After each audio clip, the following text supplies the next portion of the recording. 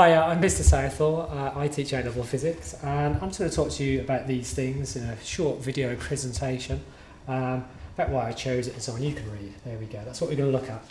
So, why choose physics? Physics is ace. Physics is about how the universe works. It's about why galaxies exist, what space is, what time is, what gravity does to stuff, why light behaves like it does, like a particle and a wave. Okay, about things like explains phenomena, like that word, like lightning and so on and so forth. So that's why I like physics. Here you go.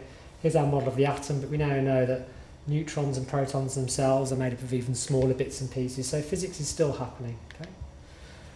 Let's have a look then. So what are the main areas of physics? Here we go. Here's pretty much all of physics, and throughout your physics learning, you'll sort of spiral outwards through various topics. So to talk about A-level pretty much starts with mechanics, which is how things move. And that's the first sort of physics that we learnt about. Then moving on to the structure of matter, atoms, particles, and so on and so forth.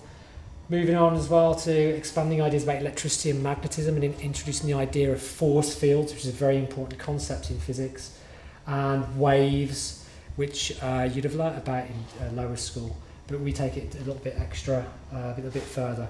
Okay, so that's mainly physics. And how is our course structured? We have core content. So in year 12, we will look at those 5 areas, which I just mentioned before.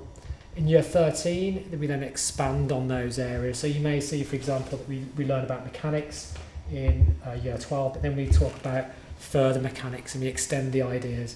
And we extend ideas in electricity and waves. Okay, I'm waffling now. Right, here we go. In year 13, you will get to look at astrophysics. That's the option that we do at our school. And over the course of 2 years, you will carry out at least 12 experiments, but 12 of them for sure, which we will monitor and will mark.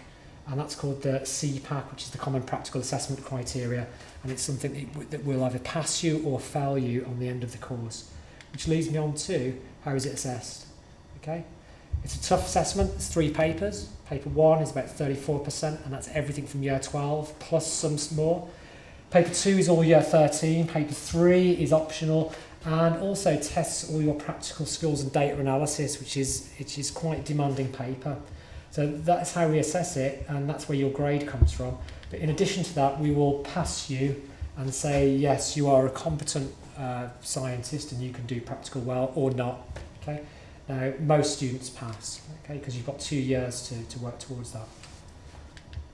Right, what are the requirements? You've got to be good at maths. If you're not good at maths, if you're not happy with maths, you're not competent with maths, don't do it because you will struggle. Okay, that's an obvious.